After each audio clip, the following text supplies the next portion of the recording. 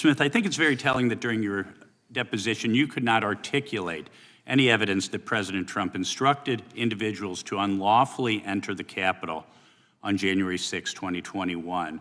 You claim that President Trump was, quote, responsible for the events at the Capitol on January 6, which was not charged in your indictment.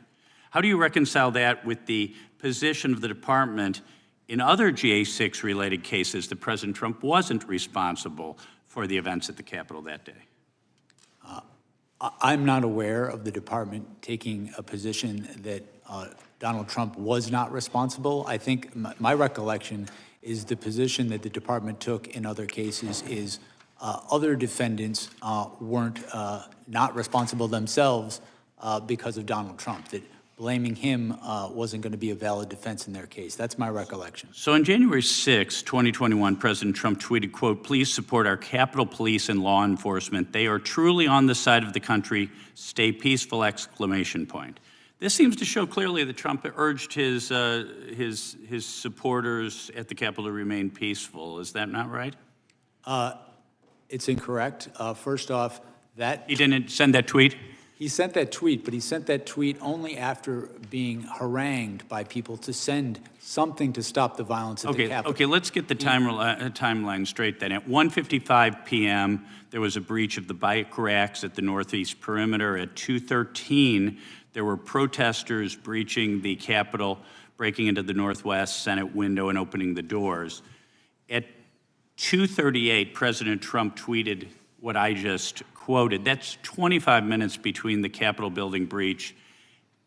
Is 25 minutes, that's too slow? Would Trump have been guilty of insurrection if it were 15 minutes? Would 5 minutes? How quickly was he supposed to send that tweet to remain peaceful?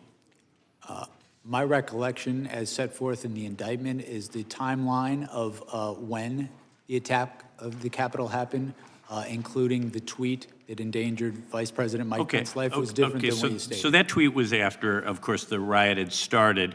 But President Trump also said, quote, we've come to demand that Congress do the right thing and only count the electors who have been lawfully selected. I know that everyone will soon be marching to the Capitol building to peacefully and patriotically make your voice heard. Peacefully and patriotically, is that an incitement of a riot? That is not. Okay, so in November 2016, Hillary Clinton disputed, for years called President Trump an illegitimate president.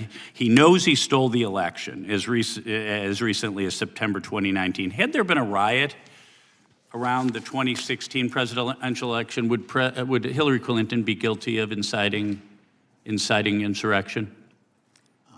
I'm not going to engage in hypotheticals. I will say that President Trump's conduct was without historical analog.